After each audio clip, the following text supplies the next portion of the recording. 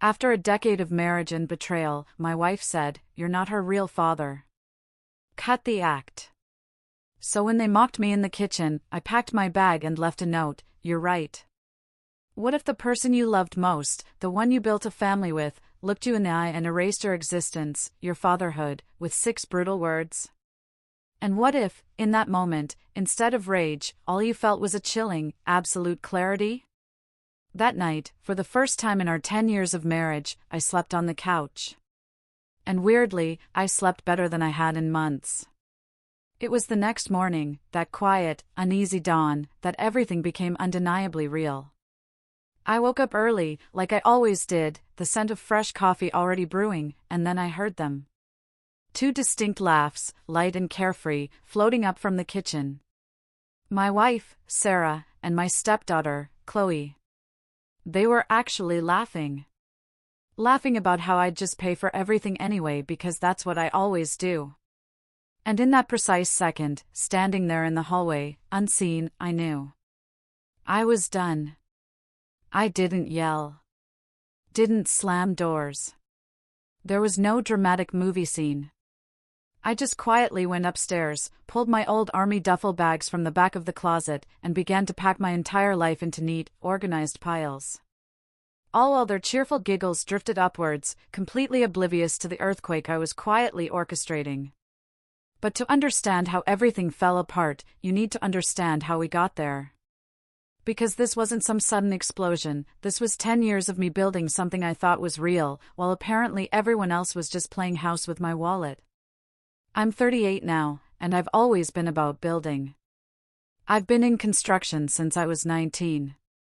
My dad sat me down then, when I told him I wanted to skip college, and said, "Son, you can either look rich or be rich, but most people waste their whole lives doing the first one." That stuck with me harder than any diploma ever could. I started as a framer, making barely anything, but I worked. I worked my way up to foreman by 25, and by 32, I had my own small contracting company, specializing in renovations and custom builds. The work was brutal, 60, sometimes 70-hour weeks, hands that never quite stopped aching. But I loved it. Every single project was proof that I could build something real, something that lasted, something that mattered. I saved every penny. I lived in a tiny apartment that cost less than most people's car payments. I drove a 15-year-old truck that looked like garbage but ran like a tank. By the time I was 35, I had enough saved to buy this old craftsman house. It needed serious work, and I mean serious. I spent 9 months gutting it, rewiring, replumbing, refinishing every surface until it looked like something out of a magazine. I remember standing in that finished living room, sunlight streaming through new windows, thinking, this is it. This is what success feels like. Having a place that's truly yours. That's when I met Sarah.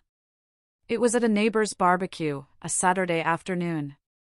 She was 28, with this warm smile and a way of talking that made you feel like you'd known her for years. And she had a 4-year-old daughter, Chloe, who was shy but sweet. That night, Sarah casually told me that Chloe's biological father had been a mistake with legs, someone who'd vanished the day she told him she was pregnant and hadn't been heard from since. I didn't think much of it at first, just figured she was another single mom doing her best. But we kept running into each other, and eventually, I asked her to dinner. Chloe came with us that first time because Sarah couldn't find a sitter. I remember this little girl ordering chicken fingers, looking up at me with wide eyes and asking if I knew how to build treehouses, because she'd always wanted one. And something about that question just got me. We started dating slowly. I never pushed to be involved with Chloe, I knew that was complicated territory. But Sarah would bring her around more and more. Gradually, this kid who barely talked to me at first started asking when I was coming over again. I fixed things around Sarah's apartment, built Chloe that treehouse I'd promised, taught her how to use a level and a tape measure. And somewhere in there, she started calling me Dad. Nobody told her to. She just started doing it, naturally, like it was the most obvious thing in the world. After 2 years, Sarah and I got married in a small ceremony. 3 months later, I legally adopted Chloe. It felt like the right thing to do, making official what already felt true in my heart. I added her to my will, set up an education fund that I contributed to every single month. I made sure she had health insurance through my company. I did everything a real father would do, because in my mind, that's exactly what I was. Life felt perfect for a while. Family dinners every night, weekend trips to the lake, birthday parties with way too much cake, all the normal stuff that makes you think you've built something solid. But then Chloe hit 13, and everything started shifting in ways I didn't recognize at first. Suddenly, she wanted to go to concerts with friends I'd never met, wanted a new iPhone every year, wanted to stay out later than any 13-year-old should be out. And every single time I said no, Sarah would undermine me. It started small, like when I'd say no to something and Sarah would pull Chloe aside and whisper that maybe they could work something out. Or when I'd set a rule, Sarah would roll her eyes and tell Chloe, he's just being overprotective, like I was some uptight stranger instead of her father. The undermining got worse as Chloe got older. It turned into this pattern where I was always the bad guy, always the one being unreasonable, always the one who just didn't understand how things worked for teenage girls these days. When Chloe was 15, she wanted to go to some overnight music festival 3 hours away, with friends. No parents, just a bunch of teenagers camping and doing God knows what. I said, absolutely not. Sarah pulled me aside in the kitchen, arms crossed, voice tight, telling me I was being controlling, that Chloe wasn't a baby anymore. But I held firm, because 15-year-olds don't need to be at unsupervised festivals, period. That's when Chloe came downstairs, saw us arguing, and told her mom she knew I'd ruin it. And Sarah just nodded, like I was the villain in their story. The final breaking point came on a Tuesday night. Nothing special about it. Chloe had just turned 17 and wanted to go to some 2-day party at a lake house, 3 hours away, leaving in literally 3 hours. And when I said no, because that's insane, no planning, no parent contacts, nothing, Sarah lost it. She stood in our bedroom doorway, face red, voice shaking, and she said, "You'll never be her real dad. Stop pretending." And the room just went silent. A heavy, suffocating silence. I didn't respond. Didn't argue. Didn't try to explain myself. I just walked past her, went down to my workshop in the garage, and sat there in the dark for 3 hours, just thinking. That night, I slept on the couch for the first time in our marriage. And weirdly, I slept better than I had in months. Like some weight I didn't know I was carrying had finally lifted. When I woke up at 6 a.m. the next morning, made my coffee, and heard them both laughing in the kitchen about how I'd just keep paying for everything anyway, because that's what dads do, I knew with absolute certainty that I was done pretending too. I stood there in the kitchen doorway, watching them laugh. Sarah with her coffee mug, Chloe scrolling through her phone. Both of them completely relaxed, like nothing had happened. I realized they didn't even remember I was in the house. Chloe said something I couldn't quite hear, and Sarah snorted, then said something back that made Chloe laugh harder. I caught just enough to hear her say, "He'll get over it like he always does." And that's when the last tiny piece of whatever was holding me there just dissolved. I went upstairs, pulled those duffel bags out, and started packing with this weird, mechanical efficiency. Folding clothes, grabbing toiletries, leaving behind anything that was a gift from them or had their faces in it. The whole time, my hands were steady. My breathing was calm. I felt more clear-headed than I had in years. I packed my laptop, my work files, my tools from the garage, my grandfather's watch, the things that were mine before they were ours. I left everything else exactly where it was. Because none of it mattered anymore. I called my realtor, a guy named Mark, from the truck. I'd worked with him on several projects, and I told him I needed the house listed today. Not next week, not tomorrow, today. There was this pause where I could tell he wanted to ask questions, but something in my voice made him just say yes. Then I called my lawyer, a woman named Eleanor, who'd handled my business contracts for years. I told her I needed to file for divorce immediately and needed her to handle it, aggressive but clean.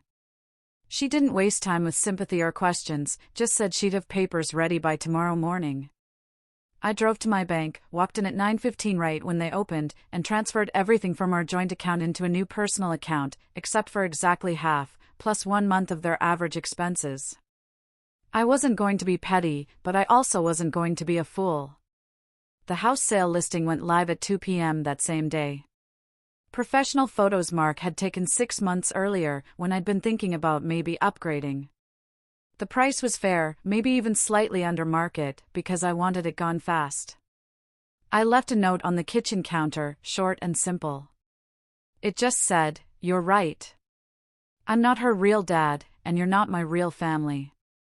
And I left my house keys right next to it, my garage door opener, the spare car key to Sarah's SUV that I'd been making payments on for 3 years.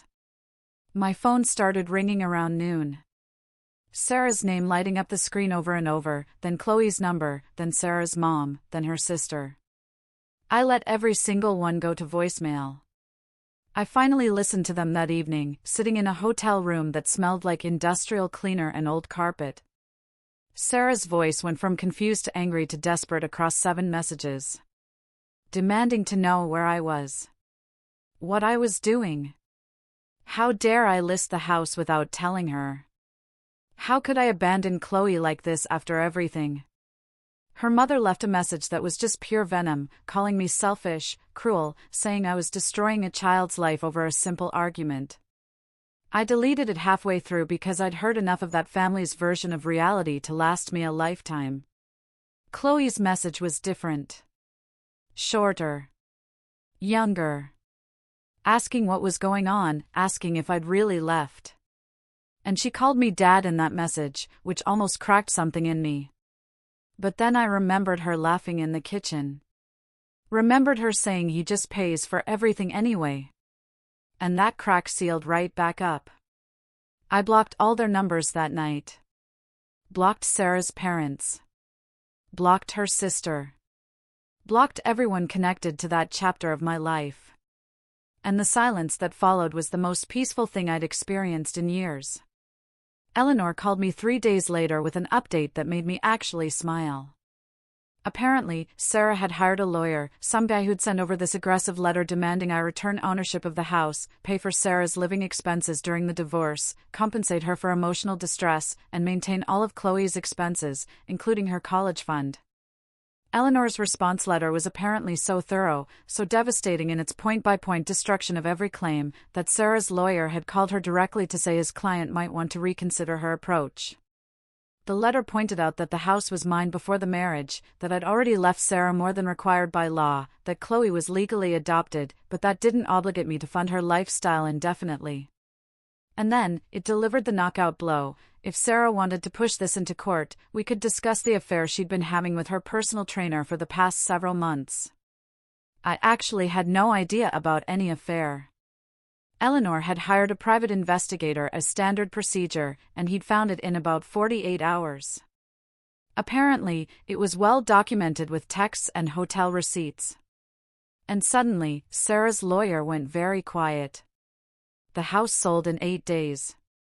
A young couple with a baby on the way loved everything about it, and they paid $20,000 over asking because 2 other buyers got into a bidding war. I signed the papers, watched the money hit my account, and felt absolutely nothing except maybe relief that it was done. Sarah tried to reach me through mutual friends, through my business partner, through a cousin I barely talked to, always with the same message, that we needed to talk, that she'd made a mistake, that Chloe was devastated.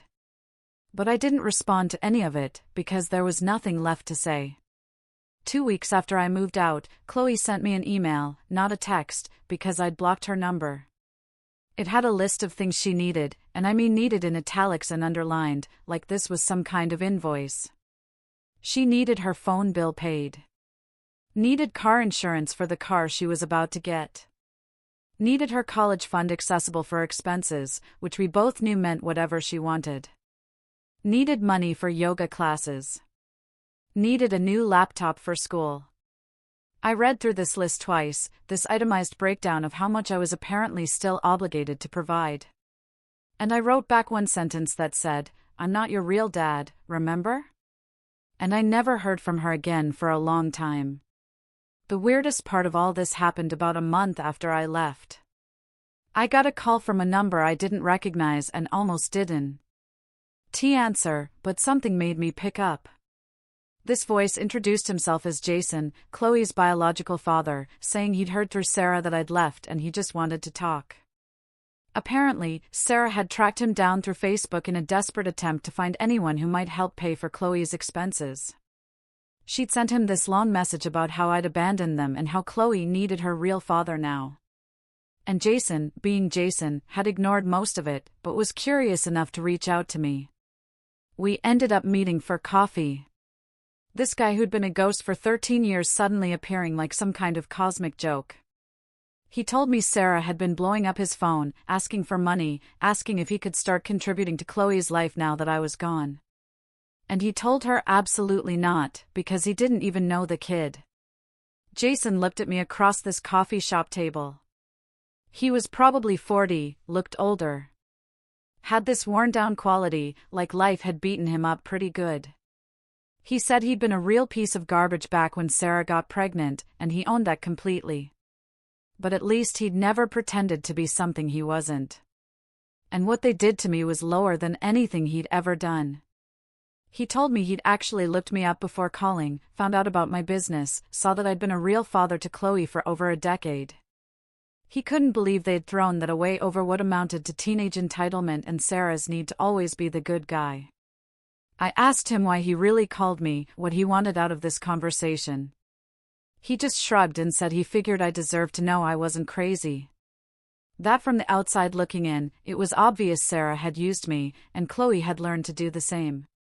And sometimes you need to hear that from someone who has no reason to take your side. He paid for both coffees, shook my hand, told me to take care of myself, and that was the last time I ever saw or heard from him. The divorce was finalized 3 months after I left, clean and quick, because Sarah's lawyer had advised her to take the settlement and walk away. And just like that, 10 years of my life became a stack of papers in a filing cabinet. I moved into a smaller place, closer to my work sites. Nothing fancy, but it was mine. No shared memories attached to the walls, no photos I had to take down, just empty space I could fill however I wanted. Work became my focus again, like it had been before Sarah. I took on bigger projects, hired 2 more guys, and my business grew faster in 6 months than it had in the previous 3 years, probably because I wasn't rushing home for family dinners that always ended in arguments about money or Chloe's latest demand. About 4 months after the divorce was finalized, I got a call from my biggest client, a guy who owned a chain of restaurants and had hired me for renovations on 3 locations. He sounded uncomfortable, which immediately put me on alert. He told me Sarah had somehow gotten his number, had called him pretending to be concerned about my well-being, and had told him some story about me being unstable, about how I'd abandoned my family without warning over nothing, about how he might want to reconsider working with someone so unreliable. I felt my jaw clench, felt that old anger starting to surface. But before I could say anything, my client laughed. He said he'd told Sarah that in 15 years of business, he'd never met anyone more reliable or professional than me, that whatever happened in my personal life was none of his concern, and that if she called again, he'd consider it harassment and contact the police. He just wanted to give me a heads up in case she tried this with other clients. I thanked him, hung up, and realized Sarah was spiraling in ways I hadn't anticipated. I heard through mutual friends, the few who still talked to me, that Sarah and Chloe had moved into a small 2-bedroom apartment across town. That Sarah was working night shifts at a chain diner because her communications degree hadn't exactly translated into career opportunities. And that Chloe had taken a job at a burger place because the college fund I'd set up was locked and she couldn't access it anymore. Part of me felt bad hearing this, felt that old instinct to fix things, to step in and help like I'd always done. But then I remembered that kitchen. Remembered that laugh. Remembered being told I'd never be her real dad. And that instinct died before it could take root. Life moved on in that weird way it does after major changes. I started dating again, casually. Nothing serious, just dinners and movies with women who didn't have complicated family situations or teenagers who needed funding. I bought a new truck, took a weekend trip to the mountains, started going to the gym in the mornings. I did all the things I'd wanted to do for years, but never had time for, because I was always working to pay for someone else's life. About 8 months after the divorce, I ran into Sarah at a grocery store. Literally turned down the cereal aisle, and there she was, looking tired in a way that went deeper than just lack of sleep, her hair pulled back in a messy ponytail, wearing scrubs that suggested she'd just come from or was heading to one of her shifts. We made eye contact. She froze, opened her mouth like she was going to say something, and I just nodded once and kept walking. Grabbed my cereal and headed to the checkout without looking back. I didn't feel angry seeing her. Didn't feel sad. Didn't feel much of anything, really. And that absence of feeling was somehow more final than any argument could have been. Then, about a year after I left, almost exactly to the day, I got an email from Chloe. Not a demand this time, not a list of things she needed, just a message that started with an apology. She said she'd been thinking a lot about everything that happened, about how she'd treated me, about how her mom had treated me, and she was genuinely sorry. She said her mom had started dating some personal trainer named Kevin about 4 months after I left. And watching Sarah try to manipulate him the same way she'd probably manipulated me had been eye-opening. Chloe wrote that Kevin had seemed like a decent guy at first, had helped with some bills, had been patient with Chloe's attitude, but then Sarah had opened a credit card in his name without telling him. He'd found out when the collections calls started. Kevin apparently confronted Sarah, did his own digging, somehow got in touch with Jason through social media, and Jason had told him everything. Told him about our coffee meeting. Told him to run before Sarah destroyed his credit and his sanity like she tried to do to everyone else. Chloe said watching Kevin pack his stuff and leave while her mom cried and made excuses had felt like watching a replay of what I must have gone through, except I'd stuck around for 10 years before finally having enough. She wrote that she understood if I never wanted to talk to her again, that she didn't deserve my forgiveness or my time, but she needed me to know that I'd been the only real dad she'd ever had, even if she'd been too stupid and selfish to appreciate it when it mattered. I read that email 3 times, sitting in my truck after a long day on a job site, hands still dusty from drywall work, and I felt something crack a little. Felt some of that old affection for the little girl who used to hand me tools in the workshop and ask a million questions about how things worked. But I also knew that girl was gone, had been gone for years, probably replaced by someone who'd laughed at me in a kitchen and sent me an itemized list of demands like I was an ATM with a pulse. I wrote back after thinking about it for 2 days. Kept it short. Told her I appreciated the apology and that I hoped she learned something valuable from all this, that I genuinely wished her a good life. And that was all I needed to say. I didn't offer to meet up. Didn't offer to rebuild anything. Didn't ask how she was doing or leave the door open for future contact, because some chapters close cleanly, and this needed to be one of them. 3 days later, I deleted that email thread, blocked her address just to remove the temptation of checking for replies, and went back to the life I was building, the one that was actually mine this time. I saw Sarah one final time after that, about 14 months after I'd originally left. She was walking out of that same grocery store looking even more worn down than before, and she saw me getting out of my new truck and just stopped dead in her tracks. She stood there staring like she was seeing a ghost. And I looked back at her. This woman I'd spent a decade with. This woman I'd built a life around and worked myself into the ground for. And I felt nothing but a distant curiosity about who I'd been back then, about why I'd stayed as long as I did, about what I thought I was proving. I nodded to her the same way I'd nod to any stranger. Got back in my truck and drove to the house I'd bought 3 months earlier, smaller than the old one, but paid for in cash. I sat on my back deck that didn't have anyone else's stuff cluttering it up, and realized I was happy. Actually, genuinely happy for the first time in longer than I could remember. Some chapters of your life close with explosions and screaming matches and dramatic confrontations. And some close with a quiet click, like a door shutting softly in an empty house. And this one had been the second kind. Final and complete and exactly what I needed it to be. What do you think about this? Was I too harsh, or did I do exactly what I had to do to reclaim my life? Let me know your thoughts in the comments below. Drop a like, and don't forget to subscribe for more real-life stories like mine.